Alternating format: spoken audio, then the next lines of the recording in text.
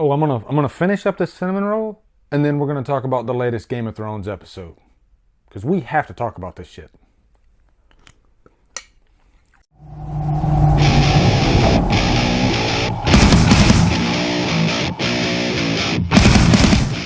So what's up, guys? I usually don't do Game of Thrones episode recaps, but if the episode is as grand and as exciting as last night's episode, The Spoils of War, then we have to talk about it. First off, I've done a few Game of Thrones episode recaps in the past.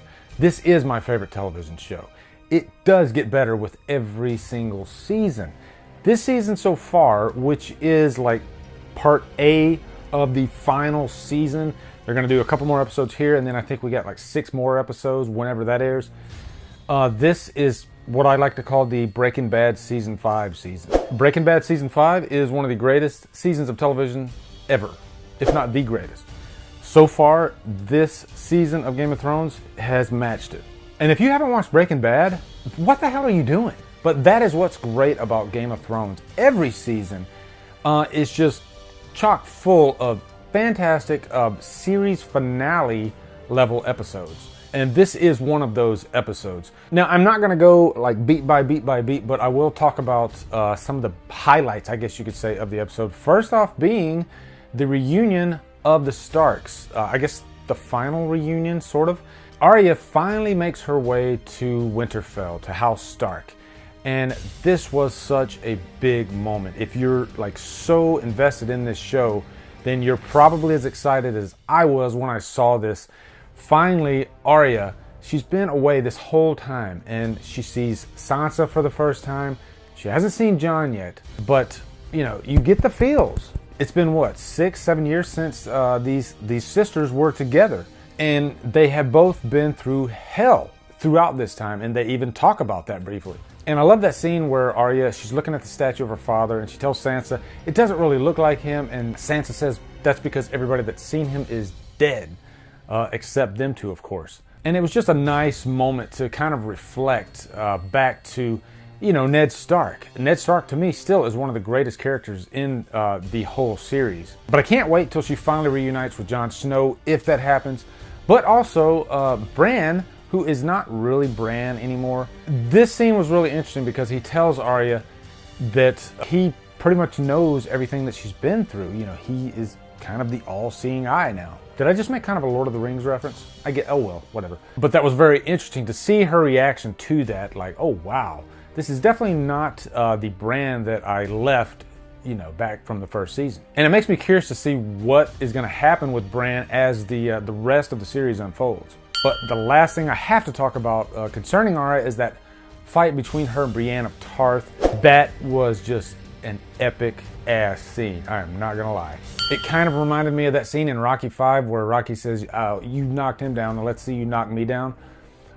Different circumstances, of course, but equal in coolness. And Arya, she kicks ass. She holds her own against Brienne of Tarth, possibly even beating her. But quick shout out to Dylan Clancy. His favorite character is Arya. He is the biggest Game of Thrones fan I've ever been friends with. Like him, she is one of my favorite characters. So I definitely can't wait to see her kick some ass and cross out some of those names throughout the rest of this season. Now let's move it over to Dragonstone, where we see Jon Snow and Daenerys Targaryen. Now, if you remember from the last episode, Daenerys told Jon, you bend the knee and then I'll have your back. And he didn't bend the knee. So she proposes that to him again when they get down into the dragon glass cave. And this was such an interesting scene because, you know, he shows her these previous civilizations and how they would fight amongst each other. And in the end, there was one major common enemy, and that was the White Walkers. So this is where Daenerys starts coming around to Jon's way of thinking. But again, she tells him, bend the knee. And Jon's way of thinking is, if I bend the knee, then my people, they're not going to respect me. And her rebuttal to that is, actually they will respect you because you are their king and you are looking out for their best interests. So it's going to be interesting to see if he does eventually bend the knee. But there's also some love sparks going on between the two, and Davos reminds Jon of that. But the big thing that I have to talk about with this episode, as far as seeing the dragons in action, or at least one of the dragons in action, this probably takes the cake. This scene was phenomenal because we've seen battles in Game of Thrones before, but we haven't seen battles where the dragons completely take over and we see how dangerous and how effective these dragons are. Jaime and Bronn, they're on the way to the Reach to pay the debts, when all of a sudden they're attacked by the Dothraki. At first we think, oh, it's just going to be another battle between, the Lannisters and the Dothraki. But then all of a sudden Daenerys is on top of her dragon, they're coming over and they are just kicking major ass. Jaime's expression during this whole fight is that of shock. Like, what the hell is going on? These dragons are completely powerful. They could wipe everybody out.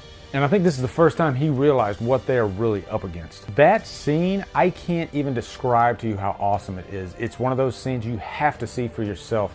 Just the spectacle of it. This kind of reminded me of the Battle of the Bastards as far as scale goes. And this is one of those scenes that reminds you that Game of Thrones is not like your normal TV show. This felt like a cinematic moment. This felt like something that I would love to see on the big screen.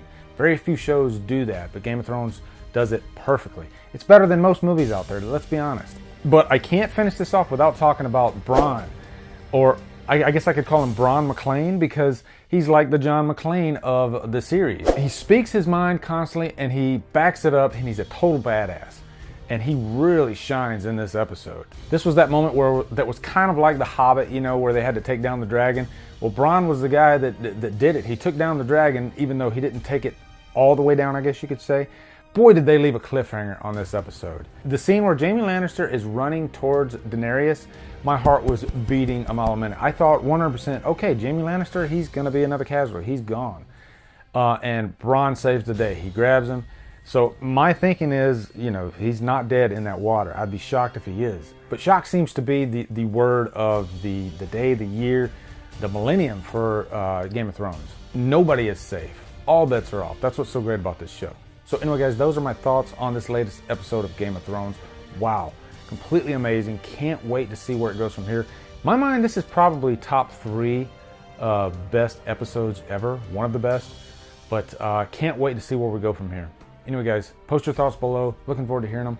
Also, come over to Kill Flicks, where we talk horror all day, every day. And on Fridays, we do Free For All Fridays. Follow me at Drumdums on Facebook, Twitter, Instagram, and Letterboxd. If you like what I'm doing, hit that subscribe button. I'd really appreciate it. Just about to hit 6,000 subscribers. Thank you all so much for that. Anyway, guys, thank you so much for watching. Have a great day, and Drumdum out.